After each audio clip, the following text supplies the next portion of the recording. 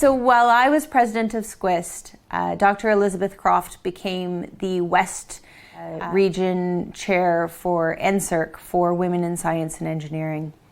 And working together with Elizabeth and the organization that she founded, WEST, or West Coast, we did an inventory of all of the different organizations through BC and the Yukon that were supporting women in the STEM fields, created a cohesive network of all of those organizations to come together through the WEST partners.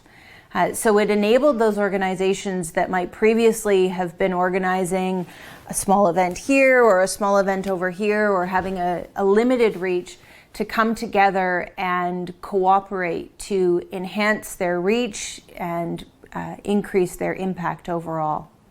I think that was an amazing initiative to bring everyone together like that. So for me, leading a board of volunteers was a very different experience to leading in business. Everyone was there because they were choosing to devote their time.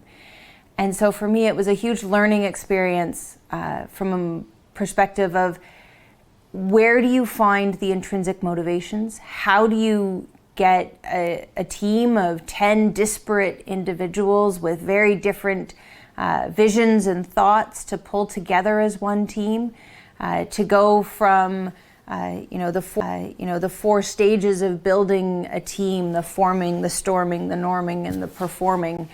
So building that team and getting us through to a point where we were a high-performing team was a very new experience for me. It was something that came with its challenges as well as amazing learning experiences.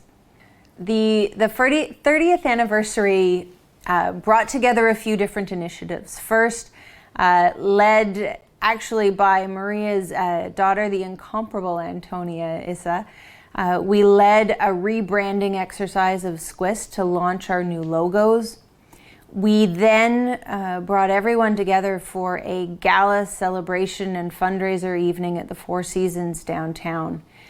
When we first started organizing the gala, there were definitely some voices that thought we may have bitten off more than we could chew, that we were being too ambitious when it came to the venue and the scope of the night that we had planned. But seeing that come together, we had well over 100 people in attendance. We were able to recognize contributions from leaders in the STEM community, ranging from Dr. Rabab Ward to Sandy Ikes and others. I'm sure that I can remember them if I spend a little time. But to recognize them for the roles that they had played, Evelyn for her volunteering, Rabab for her leadership, Sandy for her educational role, and we had an up-and-coming STEM star as well, who I'm afraid I've forgotten her name. But to really recognize those contributions.